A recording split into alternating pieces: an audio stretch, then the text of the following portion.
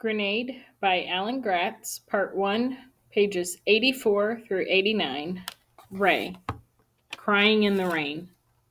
Grenade! Grenade! Get down! Big John yelled. Ray dropped flat to the ground. Sergeant Meredith took 2 running steps from everybody else, unhooked his grenade pouch, and chucked it away as hard as he could. Ray had just enough time to scream, "Sergeant!" before, boom, the pouch exploded and the sergeant was thrown back against the outside of the tomb like a rag doll. Mud and bits of shrapnel peppered Ray's helmet, but he wasn't hurt. Big John looked up from the muck. "What the hell just happened?" "Sergeant Meredith!" Ray cried. He was up and on his feet and slipping toward the sergeant before anyone else. "It was one of his grenades," Ray told the others. "In his pouch. One of the pins must have got caught on something and worked its way out." Sergeant Meredith had tried to twist away from the blast, but one whole side of him was torn up. He was still alive, though. "Somebody get on the radio and call for a medic," the old man said. "No time," Big John said. He pushed his heavy rifle into Ray's hands, and with one great heave, Big John picked up Sergeant Meredith and threw him onto his shoulder. "He's not going to die here. Not like this," Big John told them, and he took off for camp at a run. Ray and the others ran with him. Sergeant Meredith hung over Big John's shoulder, his unconscious face turned to the side, facing Ray. Sergeant Meredith was the one who'd taught him how to survive. Sergeant Meredith was the one who'd given him his nickname. Sergeant Meredith was the one who had listened when Ray had argued for the Okinawans. Sergeant Meredith was the one who had taught Ray how to grieve for the death of a soldier. Ray just hoped he wasn't going to have to grieve for Sergeant Meredith. Back at camp, the medics whisked Sergeant Meredith away. Ray and his squad waited on pins and needles for word on the sergeant's condition. News of a death finally came that day, but it wasn't Sergeant Meredith. It was Franklin D. Roosevelt, the President of the United States, had died of a stroke. Ray sat down on his helmet, stunned. Roosevelt had been President of the United States since Ray was 6 years old. FDR had led America into war after the Japanese bombed Pearl Harbor in 1941. Less than a year ago, he'd been reelected to a 4th term, which had never happened before with any U.S. president. Roosevelt was well liked and respected among the Marines. A lot of them around camp were shaken up by the news, and Ray saw 1 or 2 of them crying. Ray felt more shocked than anything. "It's Jap propaganda," Gonzalez said. "It has to be." "No, it came in over the radio from the ships offshore," a captain told them. "It's real." "Who's in charge now? Vice President Truman?" Gonzalez asked. "What do you think he'll be like?" "Doesn't matter," Big John said sourly. "Losing the sergeant means more than losing some politician off in Washington.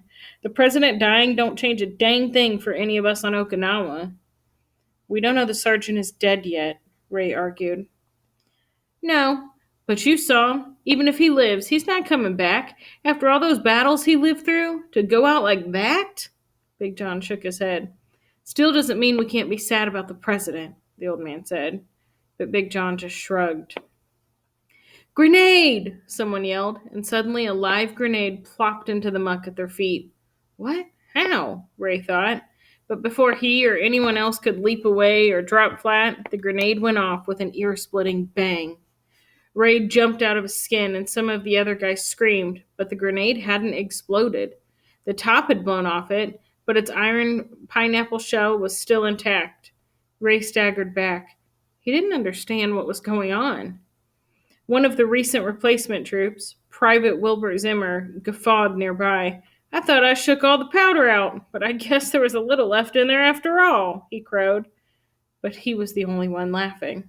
The grenade had just been a prank? Ray felt like he'd almost had a heart attack. He put a hand on a tree to steady himself. Big John bellowed with rage and charged Zimmer, tackling him hard. Big John battered the private with his big, powerful fist until Ray and the old man and 3 others could finally pull him off. Private Zimmer's face was purple, and his eyes were swelling shut. "I was only joking," he blubbered. "Nobody got hurt." "Sergeant Meredith was nearly killed by a grenade today, you idiot," Gonzalez told him. "I didn't know," Zimmer said. "I didn't know." Ray woke to relieve Big John on second watch late that night. The rain was still pouring down, like heaven was crying for President Roosevelt and for everyone they'd lost so far in the war. Word came down while you were sleeping, Big John whispered to Ray. The sergeant made it. He's got his golden ticket. What we all want: medical evacuation to a hospital in Hawaii. Ray wasn't sure he wanted to get hit by a grenade like Sergeant Meredith, even if it did mean a ticket to Hawaii. But hearing the sergeant was going to live took a huge weight off Ray. His fitful sleep in the foxhole had been full of nightmares about exploding grenades.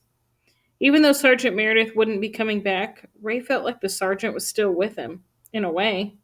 Not his ghost, he wasn't dead, but his spirit, maybe. Like a part of the sergeant would always stay with him.